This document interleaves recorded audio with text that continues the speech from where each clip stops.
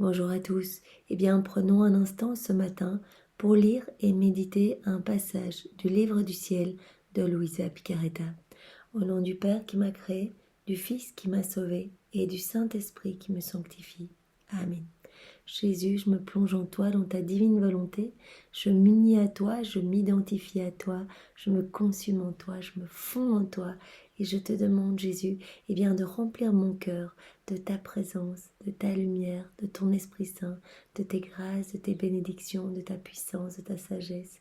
Remplis mon cœur à ras-bord pour que je puisse devenir pour toi une extension de ton humanité. Viens prolonger ta vie en moi, Seigneur, et distribue tous les fruits de la rédemption à travers mon corps que je t'offre ce matin.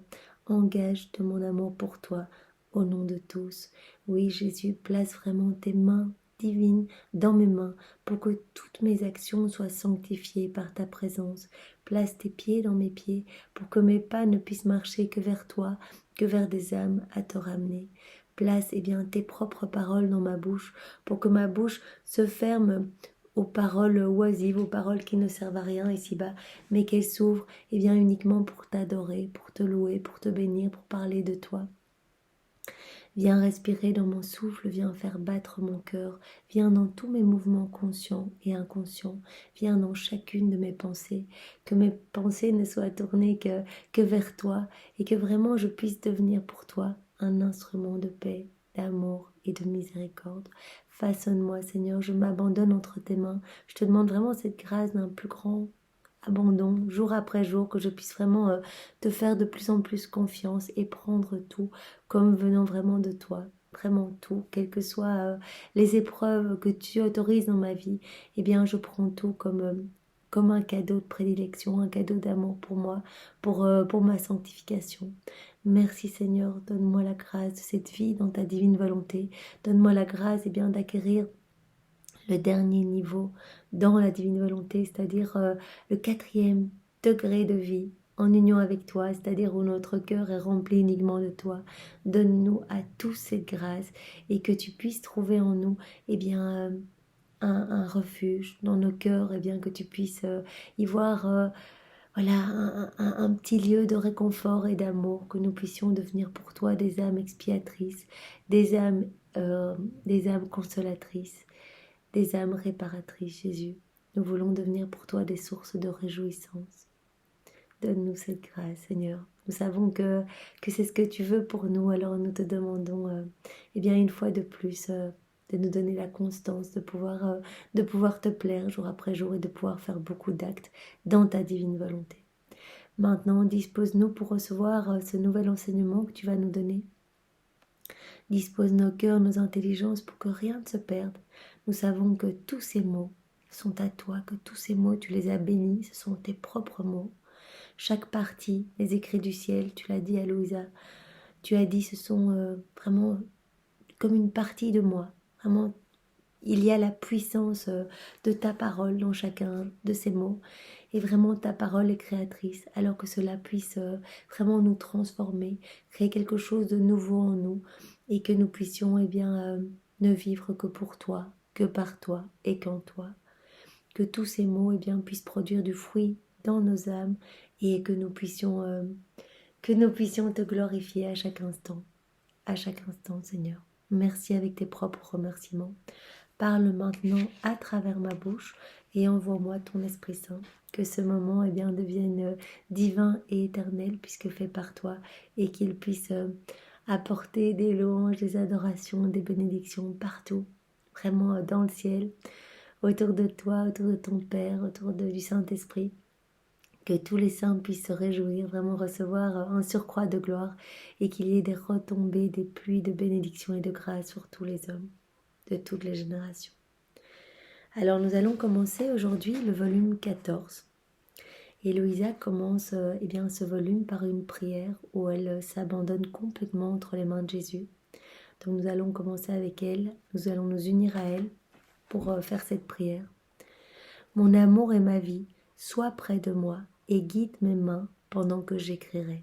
Donc elle s'abandonne entre les mains de Jésus et nous sommes invités à faire de même pour toutes nos actions. Jésus, je m'abandonne à toi Et je te demande de venir faire toi-même cette action en moi pour que cette action porte les fruits des actions que tu faisais lors de ton passage sur la terre, puisque nous savons que toutes les actions que tu as faites lors de ton incarnation parmi nous, toutes ces actions faites par toi sont éternelles, elles sont toujours en mouvement, et donc nous les remettons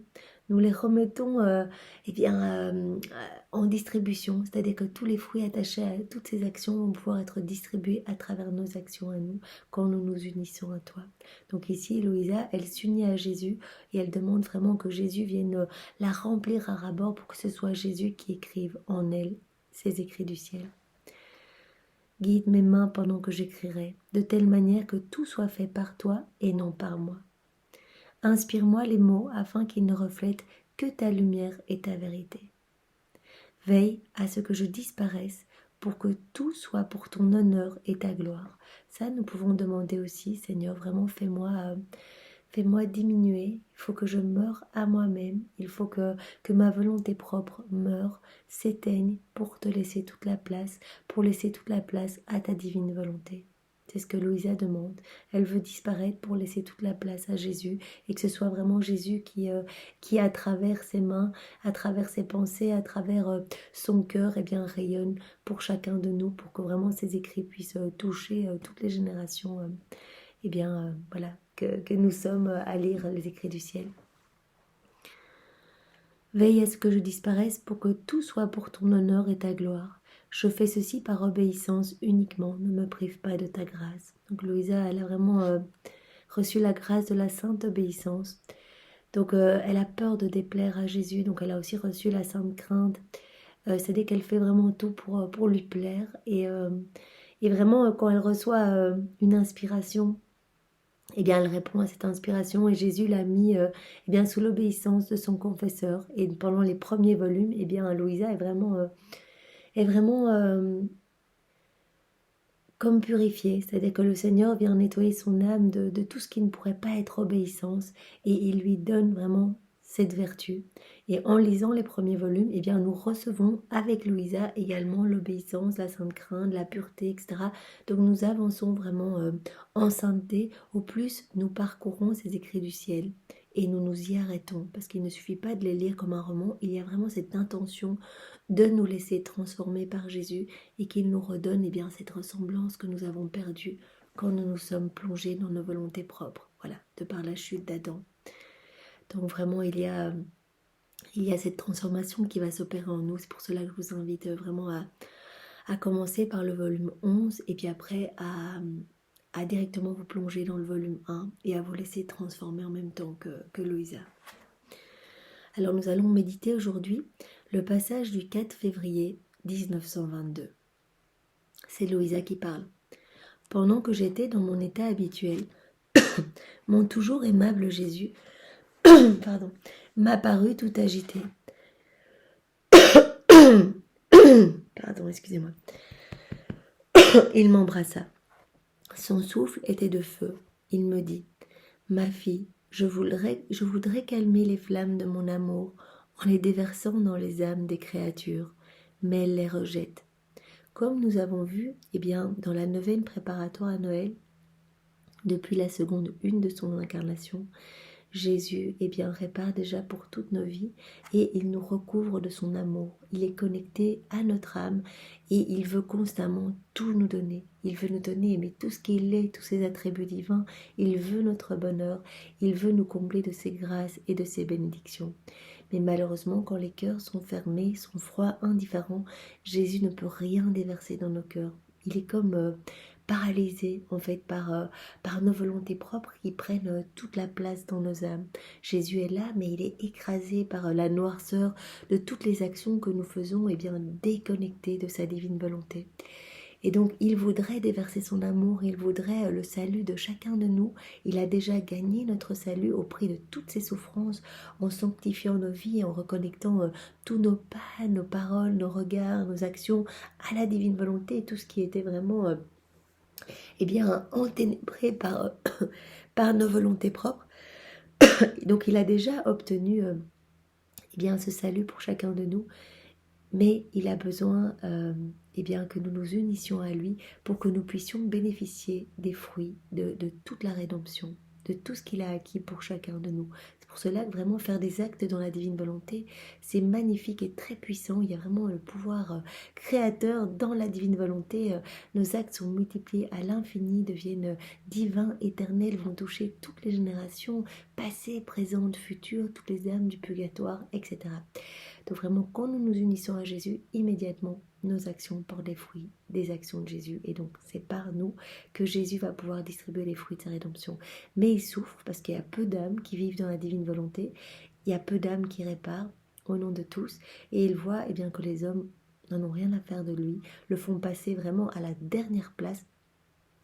Eh bien, parfois, des âmes qui lui sont consacrées renouvellent le déicide en n'ayant plus aucune foi en sa présence dans l'Eucharistie. Donc, parfois, voilà, avec des cœurs mal disposés, des mains complètement indignes, ils consacrent Jésus, mais vraiment sans y croire vraiment. Des âmes mal disposées le reçoivent vraiment en l'outrageant plus qu'en s'unissant vraiment avec amour.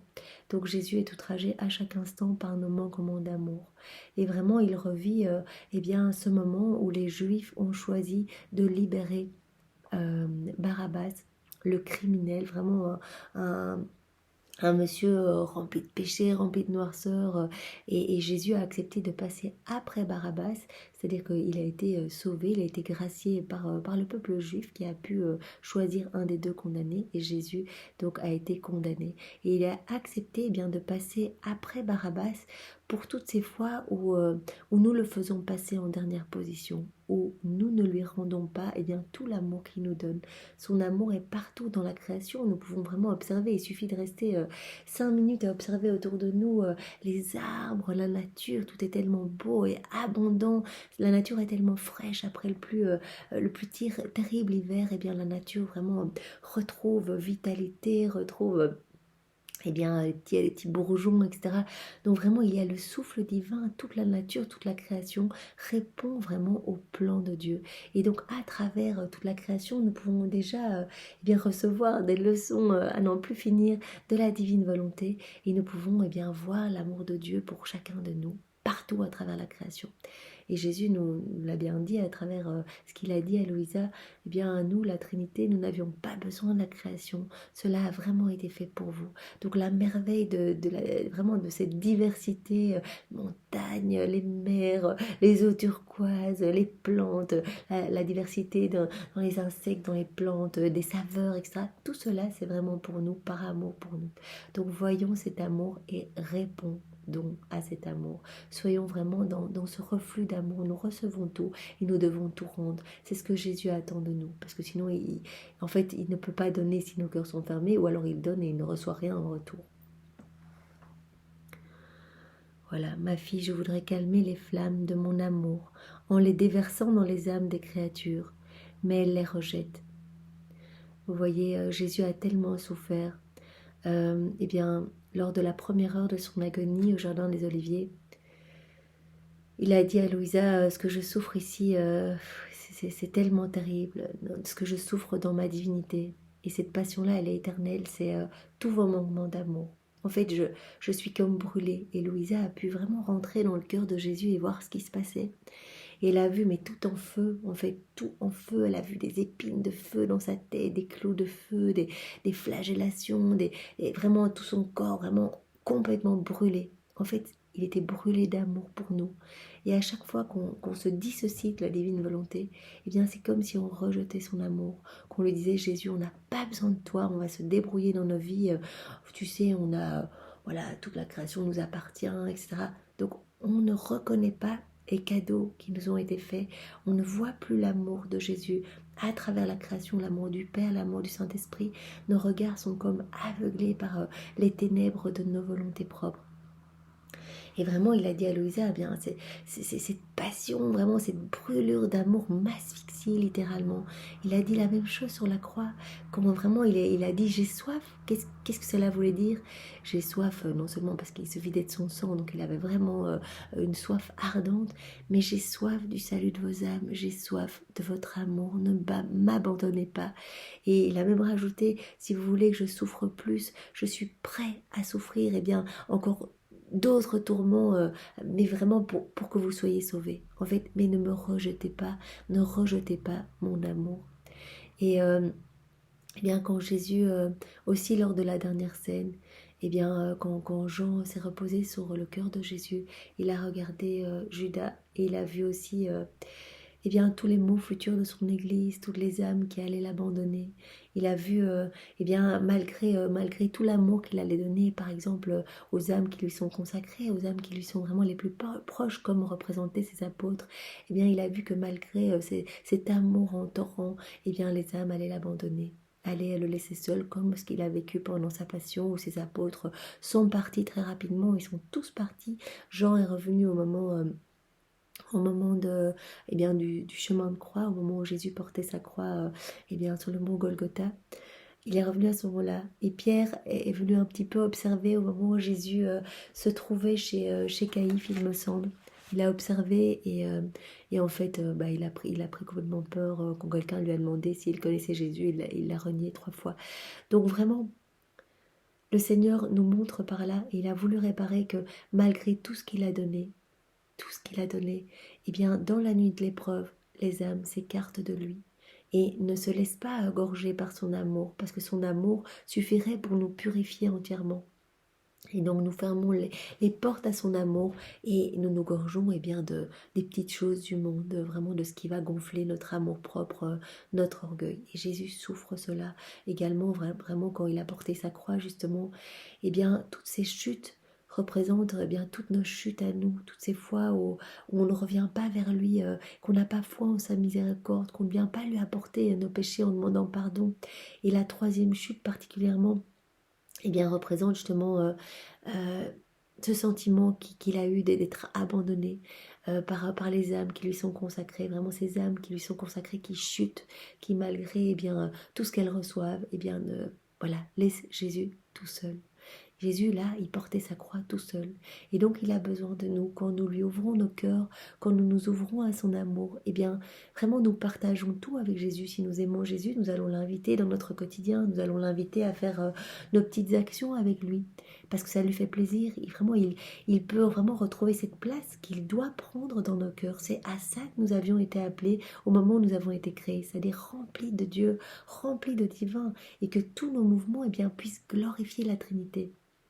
Nous nous sommes vraiment écartés de ce plan initial et Jésus veut maintenant, par ce fiat de la sanctification, eh bien, nous ramener à notre place de chef-d'œuvre de la création, à notre place d'enfant de Dieu, d'enfant de lumière, de dépositaire, de propriétaire de tout son royaume. Il veut s'installer dans nos cœurs, il veut vraiment pouvoir se sentir bien et agir librement, sans vraiment réticence. Vous voyez, quand on laisse Jésus agir et puis qu'on dit en fait, là je reprends les commandes de ce qui se passe parce que je vois que voilà, ça ne va pas assez vite. Et donc on ne respecte pas le plan que Dieu a pour nos vies.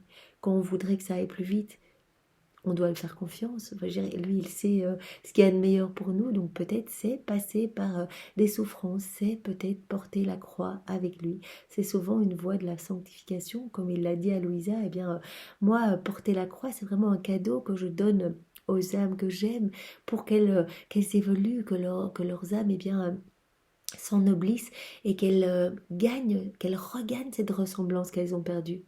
Parce que l'amour de Jésus est croix, et donc vraiment il nous propose de partager cette croix avec lui. Il nous donnera toutes les grâces pour la porter.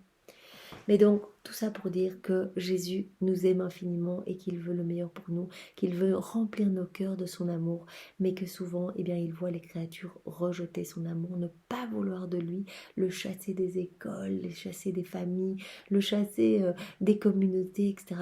Donc finalement, voilà, Jésus est là, mais vraiment quand on a un peu le temps, au mieux, pour les catholiques, quand on a un petit peu de temps le dimanche, on va à la messe, etc. Et Jésus nous demande eh bien, qu'on le fasse passer en premier, qu'on le mette dans nos cœurs et vraiment qu'on l'invite dans nos cœurs, qu'on l'invite dans nos vies, qu'on s'unisse à lui pour que tous nos actes eh bien, puissent vraiment rayonner la lumière même de Jésus, que son amour puisse vraiment exhaler à partir de nos humanités. Et je pense encore eh bien, à Jésus qui vraiment a été jeté pendant sa passion dans le cédron. Et quand il est sorti du cédron, eh bien, il frissonnait de froid, il était vraiment rempli de toutes les ordures. Le Cédron, c'était vraiment les égouts de la ville, donc vraiment un endroit nauséabond. Et vraiment, Jésus était là, trempé. Il a dit, je souffre plus de l'abandon de mes amis que des sévices de mes ennemis. Jésus tient à chacun de nous et il souffre de cet abandon, de tous ces moments où on ne lui laisse pas la place d'honneur dans nos vies. Alors vraiment, prenons l'engagement ce matin de lui laisser toute la place, de l'aimer infiniment avec son propre amour, de le louer, de le bénir, de le glorifier, de lui parler. En fait, Jésus, il a soif de notre amour. Il a besoin qu'on lui parle, même s'il connaît nos vies mieux que nous-mêmes. Il connaît nos pensées, il connaît nos inspirations, il connaît nos chutes. Il nous suit constamment. Mais il a besoin qu'on lui explique. Il a besoin qu'on l'inclue. Qu'on dit, viens Jésus, viens manger avec ma famille, viens manger en chacun de nous. Jésus bénis tous les aliments ici. Jésus, eh bien, viens dans cette conversation. C'est toi qui vas parler à travers ma bouche. Viens méditer, regarde bien. On va lire ensemble les écrits du ciel. Je sais que tu as donné ces écrits pour qu'on devienne meilleur et que chacun des mots est vraiment lumineux et que chaque vérité que tu nous donnes à travers ces écrits, eh bien, est comme une semence qui va vraiment faire naître des béatitudes dans le ciel pour nous et pour tous les saints. Il va y avoir des retombées sur toute la terre, pour toutes les âmes. Donc vraiment, viens prendre ce moment en moi, viens te balader, vraiment, viens mettre tes pieds dans mes pieds, etc. Donc invitons Jésus pour qu'il souffre moins de tous ces non-retours d'amour, de ces manques de réciprocité d'amour. Lorsque j'ai créé l'humanité, j'ai prévu que mon amour serait le fondement de la vie des créatures. Donc vraiment, quand Adam a été créé, il était rempli de la divine science, de la divine connaissance, de la divine volonté. Il était rempli de divin. Et vraiment, l'amour de Dieu était le fondement de sa vie. Cet amour devait soutenir, fortifier et enrichir les créatures et s'harmoniser à tous leurs besoins. Mais l'humanité a rejeté cet amour. Donc Jésus, nous l'avons vu eh bien, dans la neuvaine préparatoire à la fête de Noël. Jésus, dès la seconde 1 de son incarnation, eh bien, nous a tous pris avec lui, il nous a tous vus à travers les siècles, il nous a pris avec lui dans le sein de sa maman pour que Marie devienne notre mère, pour que nos cœurs soient câblés à son cœur et qu'il puisse constamment eh bien, nous recouvrir vraiment de son amour immense, cet abîme d'amour, cet amour inconditionnel.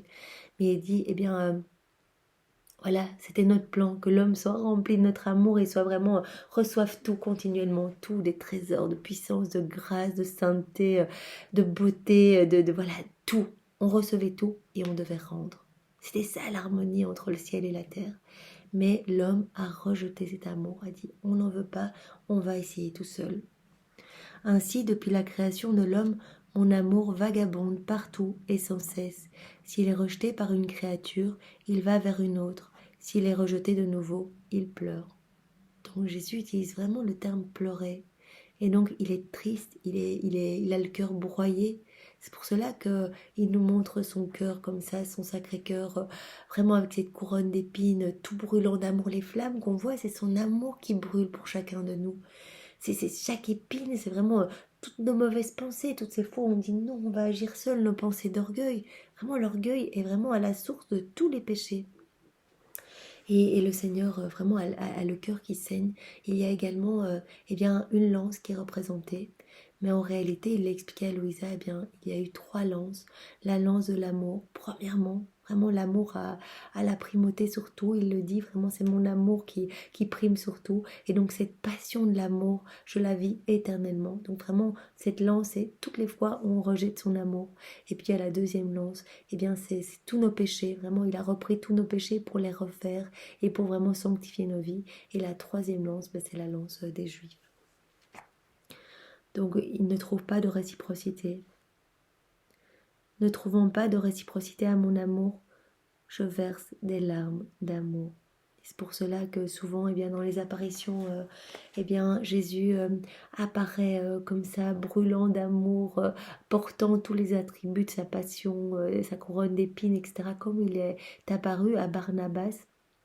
voyez, lorsqu'on a fait le mois du précieux sang, eh bien, nous avions vu ensemble, jour après jour, toute la dévotion au précieux sang qui a été donnée donc par Jésus lui-même à Barnabas, donc au Nigeria. Et Jésus se représentait comme ça. Alors j'ai le crucifix ici, vous vous en souvenez.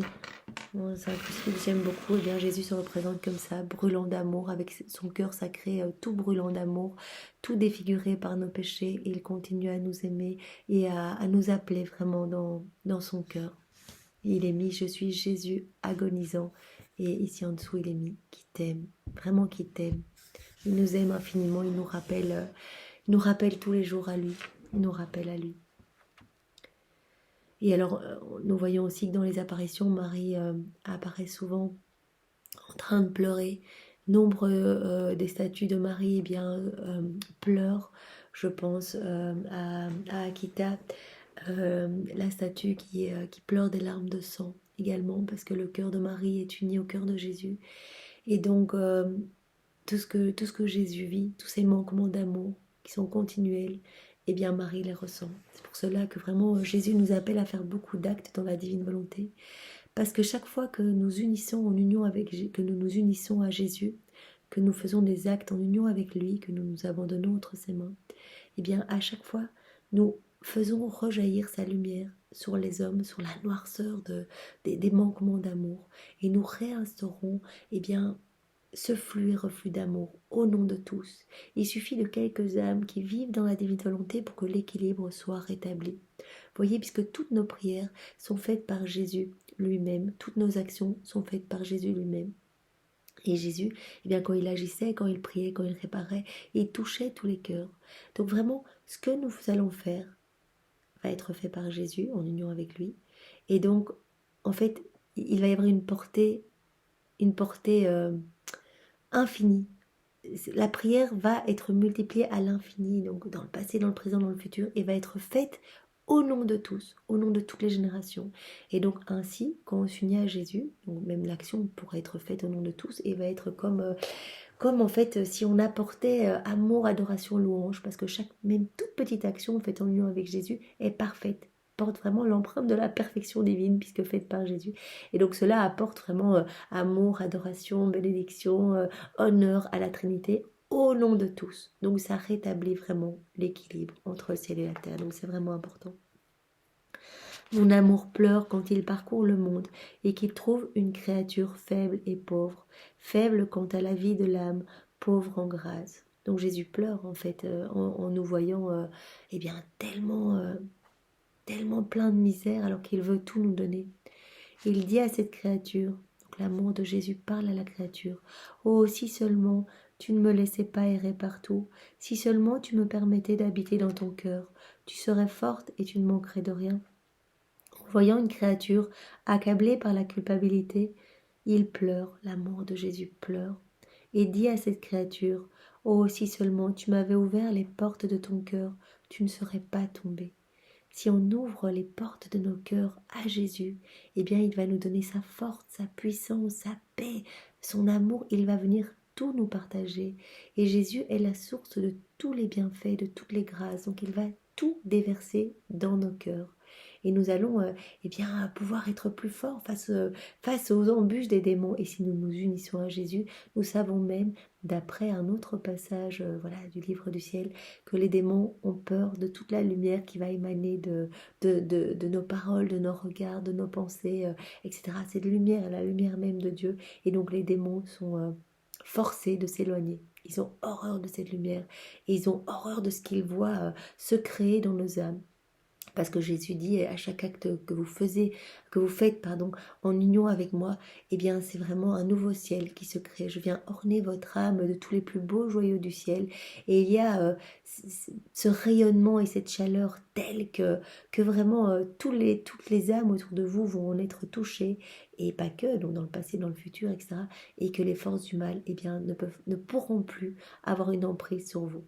Tant que vous êtes unis à moi, ils ne pourront plus. Ils vont essayer peut-être de perturber votre paix profonde que je vais vous donner en vous installant dans votre cœur, mais ils n'y arriveront pas. Je veux dire, ils essaieront via notre entourage, il y a des proches, etc., qui peut-être ne sont pas fixes en Jésus et donc qui laisseront des portes ouvertes pour laisser rentrer eh bien, les forces du mal, eh bien, ils essaieront de nous faire quitter la divine volonté. Mais avec Jésus, on ne craint rien. Restons vraiment unis à Jésus pour qu'il puisse travailler à travers nous et qu'il puisse vraiment retrouver cette réciprocité d'amour.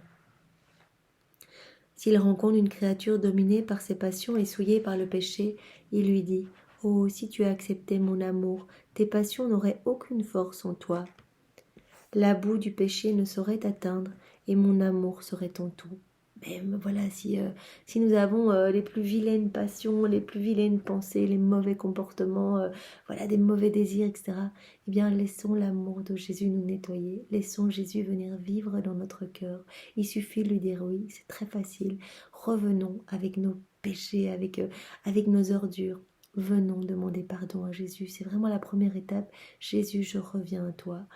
Voilà, toutes ces années, je t'ai oublié, toutes ces années, je me suis fait passer en premier, je t'ai vraiment relégué à la dernière place, je ne t'ai pas parlé, je ne t'ai pas aimé.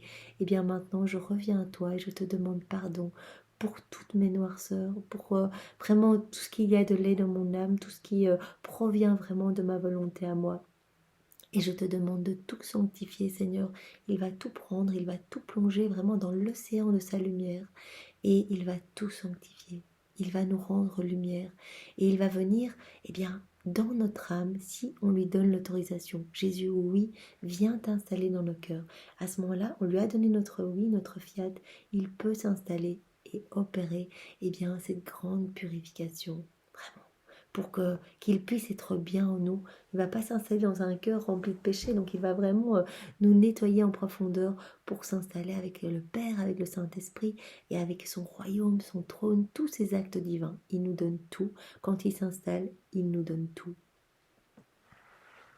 Donc même vraiment, il dit à une âme qui serait remplie de péché, de la boue de ses mauvaises passions, eh bien il lui dit, viens à moi et laisse mon amour vraiment te nettoyer. Ainsi, brûlant d'éliminer toutes les misères des hommes, petites et grandes, l'amour se lamente et erre partout en essayant de se livrer aux hommes. Quand tous les péchés des hommes sont apparus devant mon humanité au jardin de Gethsémani, chacun fut accompagné d'un gémissement d'amour de ma part. Donc comme je vous en parlais juste il y a quelques minutes, donc lors de la première heure d'agonie, Jésus a vraiment vu tous nos manquements d'amour, toutes ces fois où nous n'allions pas répondre à son amour. Et lors de la deuxième heure d'agonie au Jardin des Oliviers, Jésus a vu tous nos péchés, il a refait tous nos péchés, il a tout pris en lui pour vraiment tout nettoyer. Tout nettoyer par son sang précieux. En fait, vraiment, c'est pour cela qu'il a commencé à transpirer du sang pour que son sang endigue nos misères, endigue nos ordures, endigue nos péchés.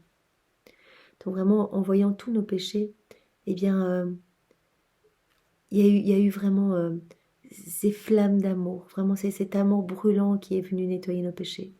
Si l'homme m'avait aimé, aucun tourment ne l'aurait affligé. Le manque d'amour des hommes est ce qui a apporté tous ces problèmes, toutes mes souffrances. Voilà, le problème c'est que l'homme a cessé d'aimer Dieu. Voilà, Adam, à un moment quand il n'a plus regardé vers le ciel, quand ses yeux n'ont plus été fixés vers la Trinité, qu'il s'est regardé lui-même, qu'il a voulu finalement agir seul, eh bien il a cessé d'aimer d'une certaine façon, il a cessé d'aimer la Trinité, de l'aimer de la manière la plus parfaite en lui offrant son propre amour, puisqu'il recevait l'amour de Dieu, il le rendait, tous les débordements d'amour repartaient vers la Trinité.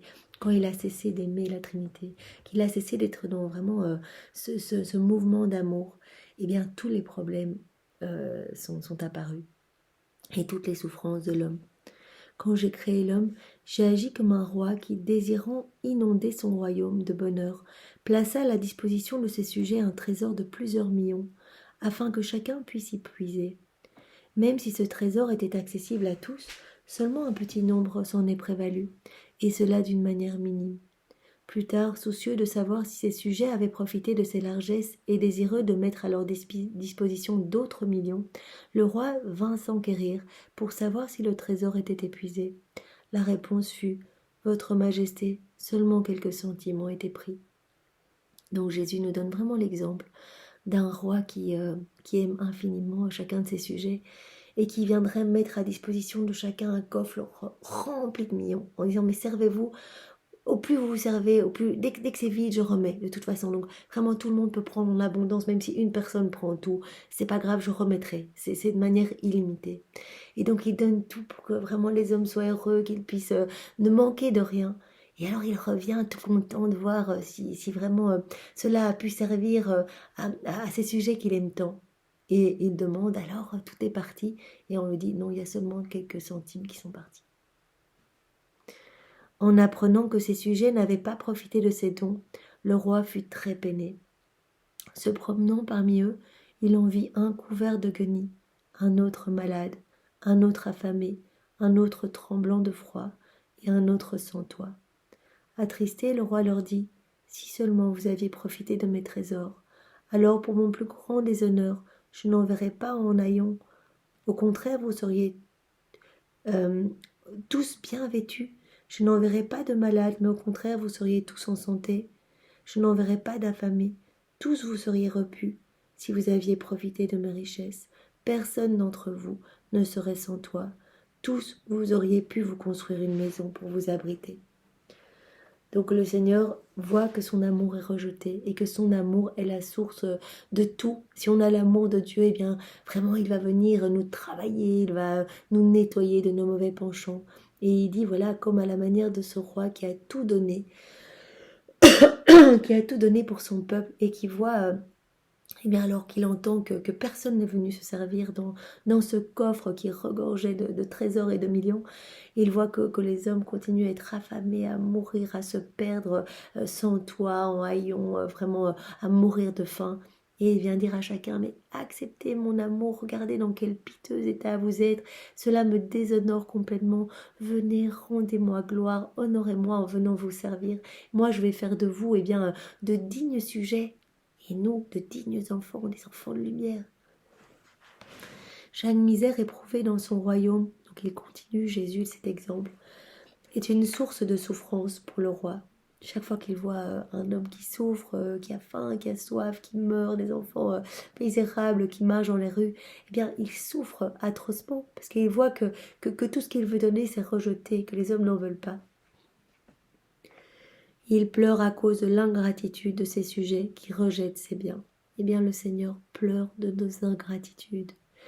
Alors, Seigneur, nous voulons réparer ce matin. Nous voulons te dire merci au nom de tous.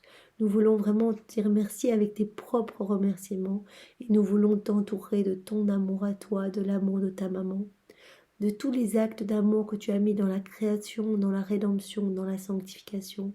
Nous voulons t'entourer de l'amour du Père, de l'amour du Saint-Esprit, de tous les actes d'amour, de tous les saints de tous les temps, de tous les actes d'amour, de toutes les âmes, de toutes les âmes qui vivent, qui ont vécu et qui vivront dans ta divine volonté. Reçois tout cet amour, Jésus, avec nos je t'aime, au nom de tous, pour que vraiment tu te sentes aimé. Reçois ces merci, au nom de tous, Jésus. Jésus continue l'exemple. Donc ce roi souffre vraiment de l'ingratitude de ses sujets.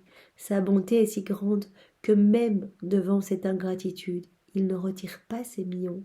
Plutôt, il continue de les garder disponibles pour tous, dans l'espoir que les générations suivantes accepteront les bénéfices que ses sujets actuels dédaignent. Donc il continue, il laisse. Et c'est pour cela qu'il nous dit tout le temps dans les écrits du ciel que voilà, s'il y a un cœur qui s'ouvre, s'il y a un cœur qui veut recevoir toutes les grâces, etc., mais on va pouvoir se servir à profusion, puisque vraiment il dit, moi quand il n'y a plus, je remets, de toute façon. Donc c'est vraiment à volonté, et il dit, s'il y a une âme qui s'ouvre, eh bien moi je vais déverser dans son cœur les grâces et les bénédictions que les autres n'ont pas voulu. 10, 20, 100, 10 000 personnes, 100 000 personnes, un pays entier, je viendrai tout déverser dans ce cœur qui va s'ouvrir à moi. Tellement je suis heureux que quelqu'un eh bien, soit reconnaissant, soit plein d'amour pour moi et veuille recevoir mes cadeaux. Ainsi le roi recevra finalement la gloire qui lui revient pour tout le bien qu'il fait dans son royaume. Je me conduis comme ce roi. Donc Jésus dit à Louisa, moi je me conduis exactement comme ce roi. Plutôt que de retirer l'amour que j'ai donné, je continue d'errer en pleurant jusqu'à ce que je trouve des âmes qui prennent jusqu'au dernier centime de mes trésors d'amour. Vous voyez, Jésus continue tous les jours, il continue à venir vraiment tout près de nous. Est-ce que tu veux mes cadeaux? Est-ce que tu veux mes cadeaux? S'il te plaît, ouvre-moi la porte de ton cœur. Je vois que tu es malheureux, je vois que tu es en dépression, je vois que tu es en burn-out. Vous voyez les nombres de burn-out qu'il y a dans nos sociétés.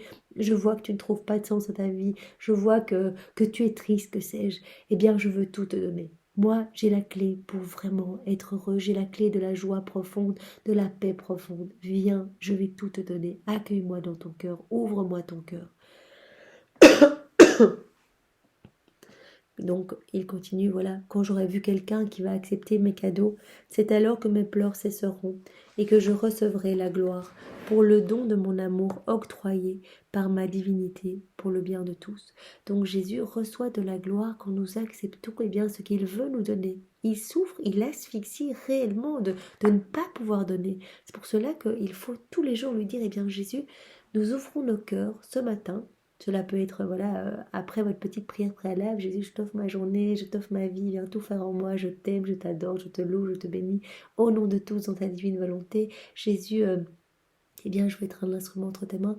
Et Jésus, je veux tout recevoir, je t'ouvre mon cœur pour que tu viennes y déverser toutes les grâces que les autres ne veulent pas. Je vais tout prendre, Seigneur, je prends tout, j'y ajoute, mais je t'aime et je te réoffre tout. Au nom de tous, Seigneur.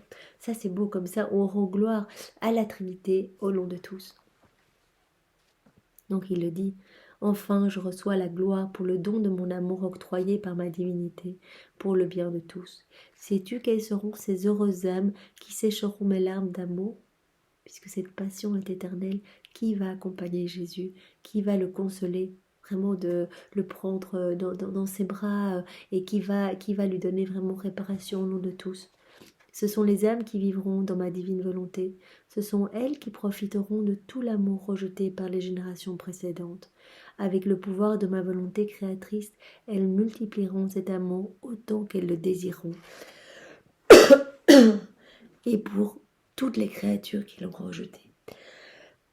Bon, comme il y a dans la divine volonté, comme il y a dans la divine volonté le pouvoir créateur de multiplier à l'infini, eh bien toutes les âmes qui vont prendre l'amour de Jésus vont pouvoir le multiplier à l'infini. Voilà, elles vont multiplier cet amour autant qu'elles le désireront et pour toutes les créatures qui l'ont rejeté. Alors mes plaintes et mes pleurs cesseront et seront remplacées par le bonheur et la joie, et mon amour apaisé offrira à ces heureuses âmes tous les bénéfices dont les autres âmes n'ont pas profité. Donc Jésus le rajoute ici à nouveau. Il donnera tout aux âmes qui souffrent à lui et qui vont réparer pour tous, puisque vraiment ces âmes vont réparer au nom de tous. Eh bien il va donner l'amour qui était réservé à toutes les âmes qui n'en ont pas voulu. Jésus, merci avec tes propres remerciements. Soyez tous bénis et passez une belle journée dans la divine volonté de Jésus. Au nom du Père et du Fils et du Saint-Esprit. Amen. Bonne journée à tous. Au revoir.